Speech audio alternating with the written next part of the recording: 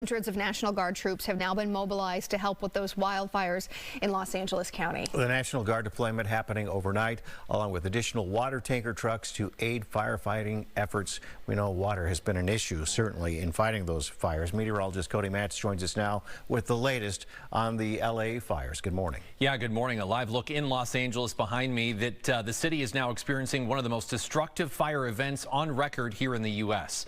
National Guard troops arriving overnight to help support local authorities in protecting people's property and try to prevent additional looting in those evacuation zones. Now, at least 180,000 residents are under evacuation orders still, and the fires have now consumed about 45 square miles, which is slightly smaller in size than the city of Minneapolis. This is a look at some satellite images showing some of the destroyed structures in Pacific Palisades. You can see kind of a before and after. There's the before, and there's the after. Not a whole lot left in a lot of neighborhoods and all along the coastline between Malibu and Santa Monica. That's what you're looking at right there. The two biggest fires, the Palisades and the Eaton fires, have now killed at least 10 people and burned more than 10,000 homes and other structures.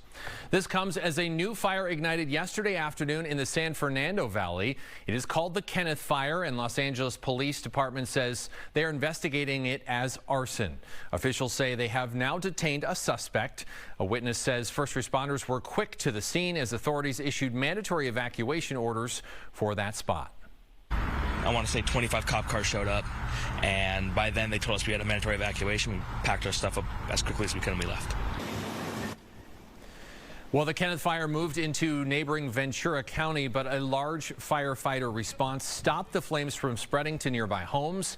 About 400 firefighters remaining on scene overnight to guard against the fire actually flaring up and continuing to move about.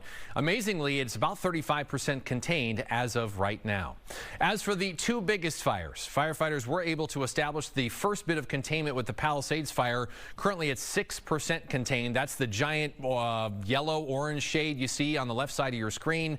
But to the east, upper right-hand corner of your screen, near Pasadena, the Eaton fire still 0% containment. Now, the good news with all of this is that there has been a lot of donations and support pouring into the area. The city of Pasadena actually posting online that they can no longer accept donations because the civic center that they were collecting all this stuff is overwhelmed and just full. So there's been a lot of outpouring of support around with these fires, but obviously they're going to need a lot of help moving forward. There's still the cleanup process. They're still trying to get the fire contained. The good news is red flag warnings or the high fire danger continues for about another 12 hours, and then it's done for the time being. Wow. They could use a break. They need a break. Yeah. They need a lot of help. So early estimates in the billions as far as how much the damage is here. So we'll see. All right, Cody, thank you. Yeah.